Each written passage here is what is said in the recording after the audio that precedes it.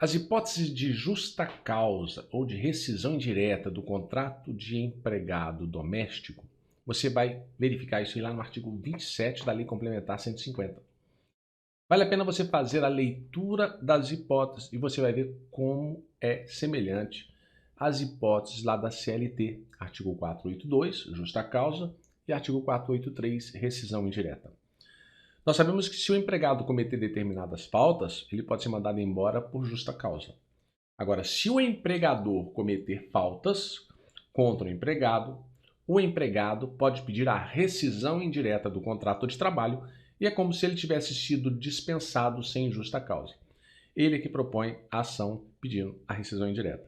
Então, eu peço para que você verifique o artigo 27 da Lei Complementar 150 e verifique os artigos 482 e 483 da CLT.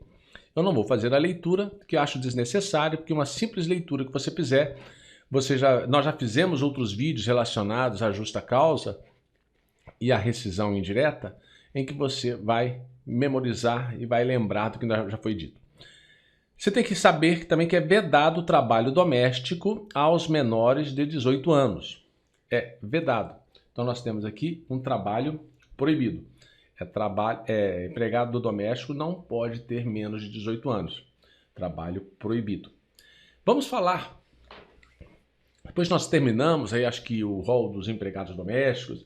Sugiro que faça a leitura novamente da Lei Complementar 150, faça os apontamentos necessários, revisão da matéria, leia o conteúdo do material. Nós vamos passar agora para o estudo do trabalhador rural, fazendo os apontamentos do que é mais importante para a sua prova. E quando nós tratamos do trabalhador rural, nós temos que lembrar que existe uma lei própria. É a Lei 5.889 de 1973. Lei 5889 de 1973. E em seu artigo 2º, nós vamos encontrar qual que seria o conceito. Igual lá na Lei Complementar 150, nós temos o conceito de doméstico. Desculpa. Nós vamos descobrir aqui qual que será o conceito também do trabalhador rural. E olha o que diz a Lei 5889 de 73. Conceito: pessoa física que em propriedade rural ou prédio rústico presta serviços de natureza não eventual a empregador rural sob a dependência deste mediante salário. Nós vamos lembrar que nós temos aqui a questão da dependência, significa a subordinação jurídica, igual do trabalhador regido pela CLT. Mediante salário, nós vamos ter a onerosidade. Então, nós temos a subordinação e nós temos a onerosidade. Não eventual é a mesma coisa que habitual. A empregador rural. Então, nós temos que é uma pessoa física que presta serviço ao empregador rural. É importante saber diferenciar o que seria uma propriedade rural. A propriedade rural, ela é localizada no perímetro urbano. Ela é localizada no perímetro rural. E prédio rústico, nós temos que a propriedade localizada no perímetro urbano, onde se desenvolve atividade agroeconômica. Aqui, propriedade rural, perímetro rural. Prédio rústico é dentro da cidade, mas que exerce atividade agroeconômica.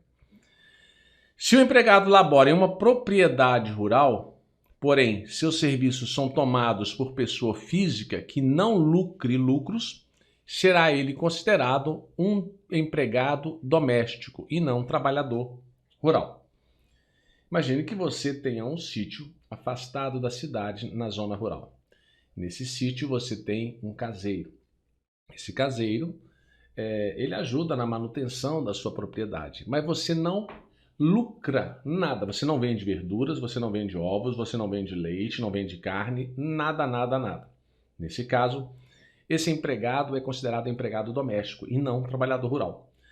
Se você exercer qualquer atividade lucrativa, se você vender verduras, vender ovos, vender leite, vender carne para a população na cidade, você deixa de ser trabalhador rural, o empregado, né, deixa de ser trabalhador rural, deixa de ser empregado doméstico e passa a ser trabalhador rural. Então vamos lá, para não ter dúvida.